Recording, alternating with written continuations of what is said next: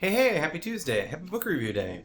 Today's book is the name of this band is R.E.M. by Peter Ames Carlin.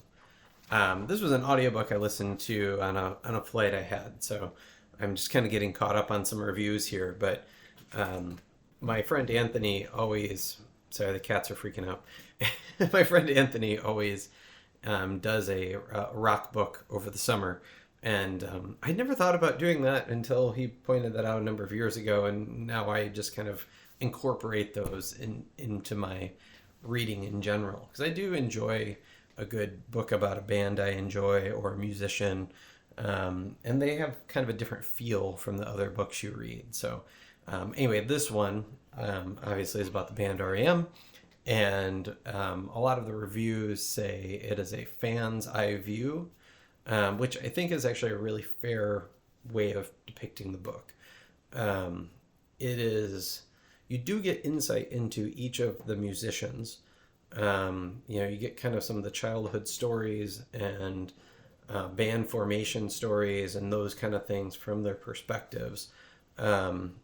Otherwise, a lot of it is as if you were in the studio, or you were at a show and you got to, you were witnessing a performance. And I'd be really interested to know more about Carlin's approach to this book and how much access he had to the band. Some of the information feels like it would have been not publicly available. He doesn't talk a lot about how he assembled the book or where he acquired his information. So that's one thing that I would like to know more about, and maybe he's done that in interviews. But it's interesting. I mean, I have been an R.E.M. fan, not as long as some. My introduction really was, probably 1990-ish. Automatic for the People was definitely my album that I listened to an awful lot. It was often my winter or fall music. And I had since gone back and listened to the earlier stuff, and then I kind of stopped around.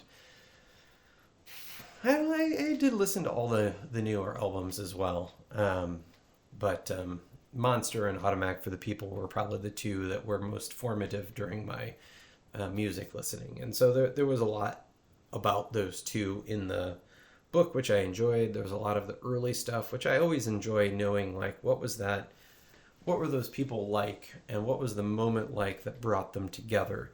What was the catalyst that drove them to, record essentially what becomes Murmur, and those kind of early things I like. I almost always like the first album a band puts out the most.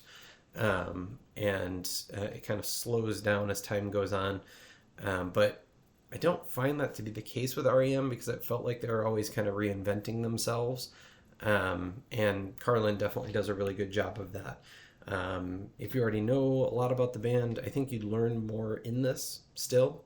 Because like I said, it feels like some of the stuff is privileged. I mean, R.E.M. was not known for doing very revealing interviews about their backgrounds.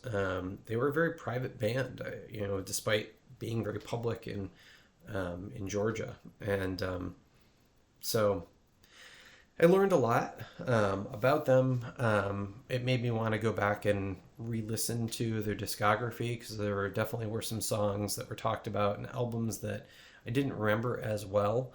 And it gave me a kind of new appreciation, or at least a new lens maybe to listen to those things from. So yeah, I would definitely recommend. The name of the band is R.E.M. Biography, Peter Ames Carlin. What are you reading?